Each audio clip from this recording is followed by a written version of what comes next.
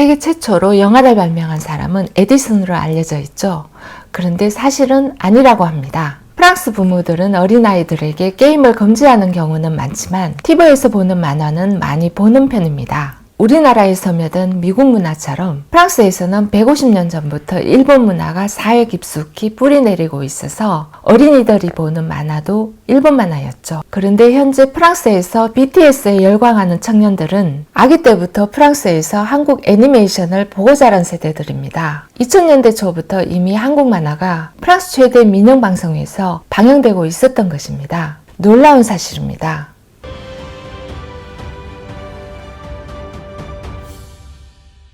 안녕하십니까. 프랑스 채널 파리쌤입니다. 세계 최초로 영화를 발명한 사람은 에디슨으로 알려져 있죠. 그러면 세계 최초의 영화는 어떤 영화일까요? 공식적으로는 1895년 프랑스 류미에르 형제에 의해서 만들어진 열차의 도착입니다. 당시 류미에르 형제가 100% 독자적으로 만든 것이 아니라 실제로는 에디슨의 영사기를 기반으로 촬영 기능을 더해서 촬영기 겸 영사기인 키네마토그래프를 만든 것입니다. 맨 처음 영화의 원리를 만든 사람이 에디슨이니 에디슨이 참 억울할 것 같은데요. 실제로 그렇지는 않습니다. 최초의 영화가 만들어졌던 1890년대에 에디슨은 이미 무수한 발명품들을 만들어서 아주 유명해진 사람이었습니다. 그런데 에디슨이 만들었다고 하는 영사기 키네토스코프는 실제 에디슨이 만든 것이 아니었습니다. 에디슨의 직원인 윌리엄 딕슨이 만든 것을 에디슨 자신의 이름으로 1891년에 터크를 낸 것이었습니다. 이 영사기는 작은 구멍을 통해서 사진을 바라보는 용도였기 때문에 한 사람만 볼 수 있어서 놀이동산 같은 곳에 여러 대를 가져다 놓고 구멍을 통해서 바라보는 오락용에 거쳤습니다. 한편 에디슨이 터크를 내기 3년 전인 1888년 프랑스의 루이 프린스는 키네마토그래프라는 영사기 겸 촬영기를 먼저 만들어냈습니다. 그리고 3초짜리 영화들을 찍었죠. 루이 르 프린스는 이렇게 찍은 사진들을 공식 석상에서 상영해 보이겠다고 선언을 했는데요. 1890년에 기차에 오른 후 이후 그를 봤다는 사람은 아무도 없었고 실종이 된 것입니다. 그가 실종된 후 1891년에 에디슨은 영사기 터크 등록을 하게 된 것이죠. 그래서 루이 르 프린스 가족들은 에디슨을 상대로 소송을 냈습니다. 물론 에디슨이 패소를 하게 되는데요. 당시 에디슨에게 불리한 증언을 했던 루이 르 프린스의 아들은 얼마 후 누군가에 의해 총에 맞아서 사망하게 됩니다. 그래서 에디슨이 청부살인을 한 것이 아닌지 루머가 돌기도 했습니다. 루이 르 프린스의 영화는 공식적 발표가 없었기 때문에 일부 학자들에 의해서 최초의 영화라고 인정을 받지 못하고 있습니다. 하지만 루이 르 프린스의 3초짜리 라운드 헤이 가든은 현존하는 가장 오래된 영화로 기네스북에 등재되기도 했고 그 카메라는 영국에서 특허를 받았습니다. 에디슨은 1093개의 발명품을 만든 20세기 최대의 발명가로 우리는 그를 평가해 왔는데요. 실상은 에디슨이 발명했다고 등록되어 있는 많은 발명품들이 타인의 발명품을 훔쳤다는 지적을 받고 있습니다. 특히 1878년에는 최초로 필라멘트 백열전구를 발명했다고 기자들을 불러 모아 발표를 했습니다. 하지만 실제로는 1년 전에 조지프 스완이 먼저 발명했고 에디슨은 그의 연구 논문을 보고 따라했을 뿐이라고 스완이 소송을 걸었습니다. 이에 대해서 에디슨은 끝까지 우기면서 본래 내 아이디어였다고 맞고소까지 했다고 합니다. 이뿐만이 아닙니다. 에디슨이 발명한 것으로 알려진 축음기 또한 프랑스인 샤를 크루스가 먼저 개발한 것입니다. 또한 1902년 세계 최초의 SF 영화인 프랑스의 달세계 여행 필름을 몰래 입수해서 미국에서 불법으로 상영했습니다. 최초로 불법 다운로드한 사람이 되었죠. 그리고 그의 비인도적인 면을 드러낸 사건도 있는데요. 1902년 에디슨의 조수인 클라렌스 달리는 에디슨으로 인해서 큰 피해를 입었다고 주장한 바가 있습니다. 에디슨은 휴대용 기기인 형광투시기 발명 중에 클라렌스를 실험 대상으로 삼았던 것입니다. 손가락에서부터 뇌까지 지속적으로 촬영을 해서 방사능에 피폭된 것입니다. 결국 클라렌스는 궤양으로 피부가 뒤덮였고 손가락을 절단하기에 이르렀는데 다시 번져서 팔꿈치까지 절단, 이후 어깨 아래까지 차례로 절단하다가 39세의 젊은 나이로 사망했다고 합니다. 이런 일련의 에디슨에 대한 비도덕적인 면이 밝혀지면서 에디슨에 대한 평가는 새로워졌습니다. 인류 발명품에 지대한 공헌을 한 것은 사실이지만 다른 사람이 발명한 것을 상품화하고 특허 등록한 사기 행각과 그의 조수를 실험 대상으로 해서 목숨을 잃게 한 비인도적인 행각은 비판받아 마땅하다는 의견이 쏟아지기도 합니다. 한편 영화의 종주국이라고 하는 프랑스 영화 이야기로 돌아와서 1895년 12월 28일에 류미에르 형제는 파리에 있는 그랑카페에서 고몽 여행사를 통해서 고몽 영화사를 통해서 50초짜리 짧은 영상을 1프랑의 관람료를 받고 유료로 상영하면서 세계 최초의 영화가 되었습니다. 열차의 도착인데요. 불의 제목은 알라리베 댕트랭 알라 시오타입니다. 시오타는 프랑스 남부에 있는 마르세유의 옆마을입니다. 당시에는 사진만 보던 사람들이 맨 처음으로 영화라는 것을 봐서 열차가 앞으로 점점 다가오자 사람들 중에는 진짜 열차가 앞으로 다가와서 자기를 치는 줄 알고 소리를 지르면서 밖으로 뛰쳐나간 사람들도 있었다고 합니다. 이 영화를 상영한 르 그랑 카페 카프상은 오페라 지구에 있는 현존하는 식당입니다. 이렇게 영화의 종주국이기도 한 프랑스 영화는 세계적인 위상을 가진 적도 있었는데요. 이제는 프랑스 영화 하면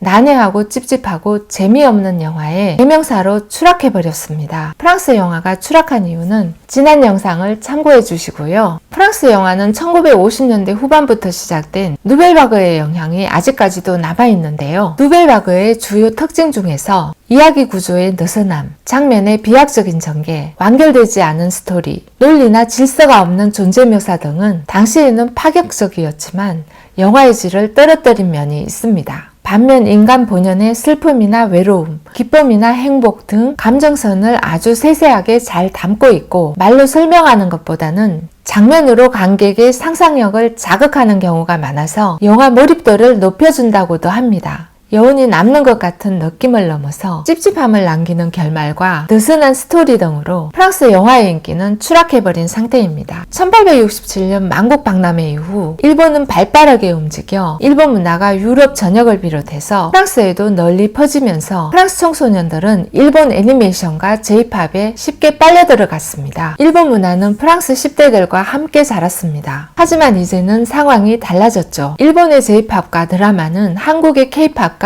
드라마에 비해서 프랑스인 자체적으로도 한국 것이 훨씬 재미있고 세련됐다는 평가를 하고 있습니다. 프랑스인들 중에서 두 문화를 아는 사람이라면 이건 거의 보편적인 사실이 되어 있습니다. 프랑스인들의 TV 시청률은 30% 안팎으로 TV를 많이 보는 편인데요. 어린아이들도 프랑스 부모들이 게임은 금지하는 경우가 많으나 TV에서 방영되는 애니메이션은 많이 보는 편입니다. 새벽 6시 정도부터 아침 시간에는 어린이들을 위한 프로그램들이 편성되어 있는데요. 새벽 6시면 꼭두 새벽인데 이 시간에 어린이들이 텔레비전을 보는지 의아해 하실 수도 있지만 프랑스인들은 특히 어린아이들이 있는 가정에서는 평일의 경우 저녁 9시 정도에는 취침하는 가정이 많은 편입니다. 그래서 새벽 5시 정도에는 일어나기 때문에 이 새벽 시간대에는 어린이들을 위한 프로그램으로 방송 편성을 합니다. 프랑스 텔레비전에서 방영되는 어린이들을 위한 애니메이션은 당연히 프랑스 만화라고 생각하실 텐데요. 아닙니다. 일본 애니메이션들이 대부분이었죠. 지금은 명품 하면 유럽, 프랑스를 꼽지만 17세기 말에서 18세기 프랑스에서 왕족과 귀족 사이에서 유행한 럭셔리 상품은 중국풍의 신화질이었습니다. 이에 관한 영상은 위 영상 참고하여 주시고요. 이후 중국이 명청 전쟁으로 도자기 무역을 닫아버리자 유럽은 다른 아시아 국가를 찾던 중 일본을 알게 되었고 이후 19세기부터는 중국풍 대신 일본풍이 자포니즘이라고 해서 대유행을 합니다. 중국풍이 왕족과 귀족 사이에서 유행했던 럭셔리였다면 일본풍은 일반인들에게까지 광범위하게 퍼졌다는 점이 다릅니다. 모네와 고흐는 말할 것도 없고 당시 인상파 화가 중에 일본풍의 우키요의 영향을 받지 않은 화가는 없다고 할 정도였다고 합니다. 중국풍과 일본풍은 당시 가볼 수 없는 저 먼 나라에 대한 동경과 환상으로 시작된 색다른 동아시아 문화인 일본 문화는 긴 세월 동안 프랑스 사회에 깊숙이 자리 잡았습니다. 프랑스에 스며든 일본 문화로는 19세기 초 그림에서부터 요리와 유도 같은 무술, 일본 만화와 게임, 팝뮤직 그리고 영화, 패션 등 아주 다양합니다. 그래서 지난 5월 프랑스 18세 청소년들이 문화패스로 75%는 책을 구입했지만 그 구입한 책 중에서 3분의 2가 일본 만화였습니다. 프랑스는 정책적으로 클래식 음악회나 연극, 고전서적 등의 문화를 향유하도록 유도하려고 문화 패스를 내놓았지만 18세 청소년들은 압도적으로 만화책 구매에 몰렸습니다. 이것은 그 이유가 있다고 봅니다. 프랑스 어린이들이 아침에 일어나자마자 보는 TV 애니메이션은 대부분이 일본 만화였습니다. 학교마다 다르긴 하지만 프랑스 학교에서는 국어 시간에 1년에 거의 10권 안팎의 문학책을 읽고 이것에 대해서 수업 시간에 분석하고 자신들의 의견을 자유롭게 나눕니다. 이렇게 훈련이 된 프랑스인들이라 자신들의 의견 내세우기에 주저함이 없는 토론 문화가 발달되어 있습니다. 모이면 격론을 벌이느라 새벽까지 시간 가는 줄도 모릅니다. 어른들, 대학생들, 청소년들 뿐만 아니라 초등생들이나 심지어 유치원생들이 모이면 제잘제잘 각자 의견을 피력하면서 대화를 잘 나눕니다. 반면 프랑스 초등생들이나 청소년들이 방과 후에 자신들이 좋아서 즐겨보는 책은 일본 만화입니다. TV에서는 어릴 때부터 일본 애니메이션을 보고 자랐고 청소년들은 일본 만화책이 애독서입니다. 그래서 프랑스인들이 일본 문화와 친하고 일본 영화가 프랑스인들 정서에도 맞는다고 하는 말이 나오는 것입니다. 그러면 프랑스에 한국 문화가 끼어들 틈은 없었을 것 같은데요.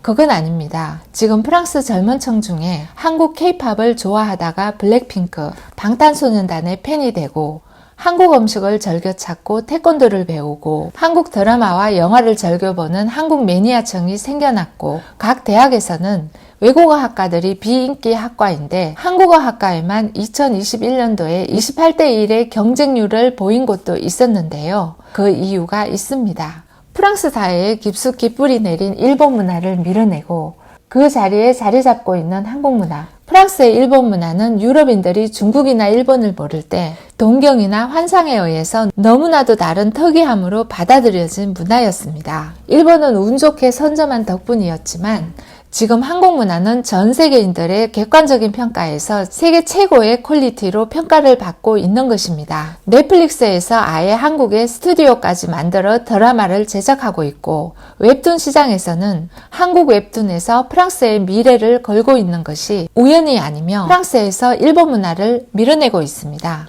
현재 프랑스에서 BTS에 열광하는 청소년들은 아기 때부터 프랑스에서 한국 애니메이션을 보고 자란 세대들입니다. 2000년대 초에 이미 한국 만화가 프랑스 최대 민영 방송에서 방영되고 있었던 것입니다. 다만 애니메이션이라는 특성상 프랑스인들이 한국 것이라는 것을 모르고 봤던 것입니다.